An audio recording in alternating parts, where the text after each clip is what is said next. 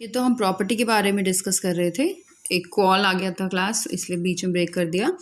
हाँ जी, तो डिस्कस कर रहे थे कि अगर बीच में प्लस होगा तो ये जो डेल का साइन है ये दोनों के साथ प्लस की फॉर्मेट में चला जाएगा, और माइनस अगर होगा तो डेल एफ माइनस डेल जी हो जाएगा।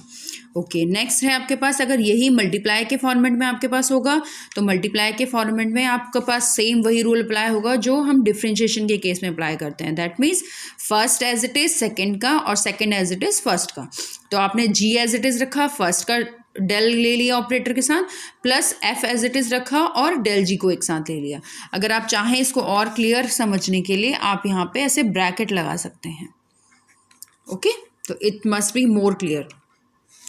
डिवाइड में अगर होगा तो सेम वही रूल अप्लाई होगा जैसे डिवाइड का होता है। दो नंबर्स को अगर जो वैल्यूज़ को हमें डिवाइड करना हो इन केस ऑफ डिफरेंशिएशन, तो जो रूल होता है दैट मीन्स आपके पास डिनोमिनेटर का square minus denominator of first का डिफरेंशियल, तो सेम यहाँ पे वही हुआ। डिफरेंशियल की जगह डेल का साइन आ गया है, minus first as it is और सेकेंड का डिफरेंशिएबल। इन केस ऑफ जैसे वहाँ वो प्रॉपर्टी होती है, लिमिटेशन होती है कि जो जी की वैल्यू है दैट मीन्स जो आपके पास डिनोमिनेटर होगा that not be equal to zero, तो सेम यही चीज़ यहाँ पे है। अच्छा, ये नया है आपके पास, this is new for you, कि आपके पास अगर टेंजेंट की इक्वेशन आपको निकालनी होगी, टेंजेंट प्लेन की अगर इक्वेशन आपको निकालनी होगी तो आप इस फॉर्मूले के अकॉर्डिंग निकालेंगे। x minus a del f upon del x, y minus b del f upon del y, plus z minus t del f upon del z is equal to zero. Right, अगर same as it normal plane की equation निकालनी होगी तो x minus ए यही चीज़ रहेगी, लेकिन आपके पास जो है del f upon del y multiply में था, या del f upon del y del f upon del z और del f upon del z multiply में था, ये यहाँ पे डिनोमिनेटर में चला जाएगा। दैट मीन्स फ्रैक्शन की फॉर्म आ जाएगी। तो x formula will be x minus a upon del f upon del x, x y minus b upon del f upon del y, और z minus c upon del f upon del z. Right, okay, तो अब बात करते हैं unit normal to the surface is. अगर आपसे पूछा जाए नॉर्मल बताना है तो आप उसका दैट मीन्स आप उसका ग्रेडियंट फाइंड कर देंगे, तो वो उसका वेक्टर नॉर्मल निकल जाएगा। ठीक है, नेक्स्ट आपके पास है यूनिट वेक्टर का नॉर्मल बताना है। यूनिट के लिए हमें पता है तो हम कैप लगाते हैं, तो उसके लिए हमने पीछे देखा कि ग्रेडियंट ऑफ एफ निकालते हैं या डेल ऑफ एफ निकालते हैं, तो उसका यूनिट वेक्टर निकालने के लिए आप क्या करेंगे, gradient of F divided by उसका मॉड, मतलब उसका मॉड्यूल, तो मॉड फाइंड कर लेंगे। मॉड हम under root of x square plus y square plus z square इस तरीके से फाइंड करते हैं। ओके, नेक्स्ट इंपॉर्टेंट है, अगर आपको तीन प्लेन अगर आपको गिवन है, एक्स वाई जेड की वैल्यू के फॉर्मेट में गिवन है या यू वी डब्ल्यू के फॉर्मेट में गिवन है, और आपको प्रूव करना है कि दैट विल बी को प्लेनर, तो आप क्या करेंगे, आप उन तीनों को इस एक्सप्रेशंस में लेके आएंगे जो मैंने यहाँ पे लिखा हुआ है कि ग्रेड यू ग्रेड वी और ग्रेड डब्ल्यू इज इक्वल टू जीरो। अगर ये एक्सप्रेशन जीरो के इक्वल होता है दैट मीन्स जो गिवन आपके पास प्लेन है इट विल बी अ को प्लेनर।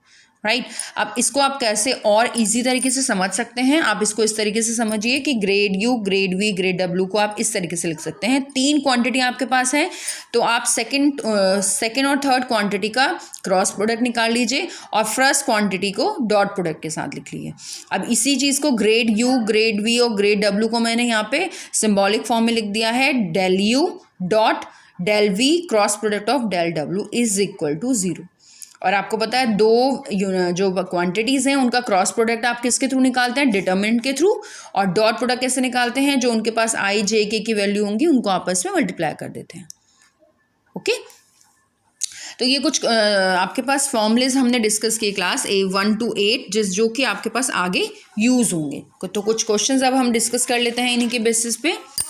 ओके, जैसे कि आपके पास फर्स्ट क्वेश्चन है, if cap r is equal to vector r is equal to mod, where r की वैल्यू आपको पता होती है, अगर ना भी गिवन हो तो यू मस्ट लर्न इट, आपको ये लर्न रखनी पड़ेगी कि ये वैल्यू आर की होती ही होती है, डजेंट मैटर कि आपको गिवन है या नहीं गिवन है। तो आपको प्रूफ करना है ये दो values. First is del of मतलब कि grad of 1 upon r vector is equal to minus r upon r cube, और सेकंड पार्ट ये।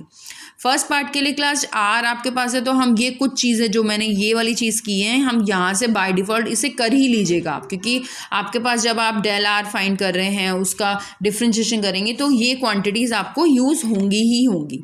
ओके तो हमने क्या करा, आर इज इक्वल टू हमें पता होता है वैसे भी गिवन है, अदरवाइज ना भी गिवन होता तो यू मस्ट लर्न इट कि r is equal to x i plus y z plus z k. यहाँ पे हमें ये भी गिवन है कि r is equal to mod of r. Mod of r क्या हो जाएगा with respect to this, I j k जो कोफिशिएंट है उनका स्क्वायर होकर under root, that means x square plus y square plus z square. Okay तो आपके पास r square की वैल्यू आ गई x square plus y square plus z square. Now we want या इट इज़ आर नीड कि हम इसे क्या कर दें, डिफ्रेंशिएशन करें with respect to x, with respect to y and z. तो हमने विद रिस्पेक्ट टू एक्स करेंगे तो सिर्फ इस वाली टर्म का होगा, बाकी कांस्टेंट हैंगे तो जीरो हो जाएगा। तो 2r del r upon del x is equal to 2x। Same with y के रिस्पेक्ट में करेंगे तो 2r del r upon del y और y का होगा 2y, राइट। सेम विद जब आप इसी सेम एक्सप्रेशंस को z के रिस्पेक्ट में करेंगे तो 2r del r upon del z और z स्क्वायर का ऑब्वियसली 2z, 2 कैंसिल हो गया। तो ये वाला एक्सप्रेशन हमारे आगे क्वेश्चन में यूज होगा ही होगा। अच्छा तो अब हमें गिवन है वी हैव कि डेल अपॉन 1 अपॉन आर, इसको हमने थोड़ा सा और एलोबरेट करके राइट कर दिया कि डेल की वैल्यू हमें पता होती ये होती है 1 upon r is equal to ये 1 अपॉन आर के अंदर मल्टीप्लाई कर दी, 1 अपॉन आर की मल्टीप्लाई कर दी तो आपके पास यहाँ पे ये हो गया, इसका हमने डिफ्रेंशिएशन कर दिया। तो डिफ्रेंशिएशन करने के बाद आपके पास आ गया -1 अपॉन आर, क्योंकि आर ऊपर जाएगा दैट मीन्स आर की पावर -1, और जब डिफ्रेंशिएशन करोगे तो पावर आगे आएगी दैट मीन्स -1 आर की पावर -2 n -1 होता है क्योंकि, तो -1 अपॉन आर स्क्वायर और आर का दोबारा से होगा दैट मीन्स कि del r upon del x. तो सेम यही चीज़ वाई के रिस्पेक्ट में भी हुई है, सेम यही चीज़ जेड के रिस्पेक्ट में भी हुई है। ओके अब यहाँ से हमें देखो, आपको मैंने कहा था कि del r upon del x that means यहाँ पे हमें जो हमने ऊपर ये जो एक्स्ट्रा काम किया है ये हमें बेनिफिट दे देगा। That means del r upon del x की वैल्यू आप यहाँ से पुट कर देंगे तो del r upon del x की वैल्यू क्या हो जाएगी, एक्स अपॉन आर, राइट। तो we will put the value of del r upon del x, del r upon del y and del r upon del z from equation 2। हमने यहाँ value रख दी, common ले लिया, common लेने के बाद हमारे पास 1 अपॉन आर क्यूब कॉमन आ गया माइनस का, अंदर आपके पास रह गया only x i plus y z plus z के, और ये होता है आर, और यही हमें प्रूफ करना था। This is our requirement.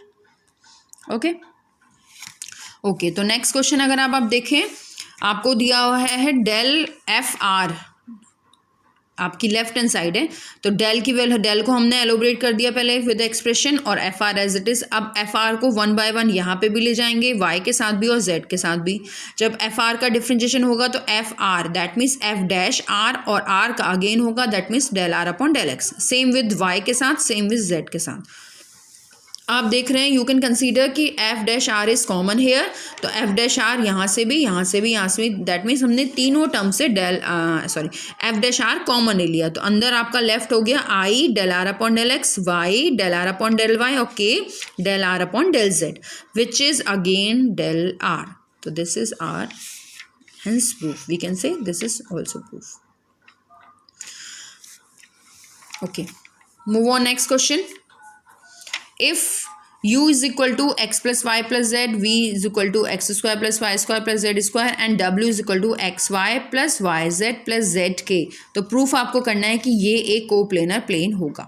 ठीक है, कोप्लेनर प्लेन के लिए हमने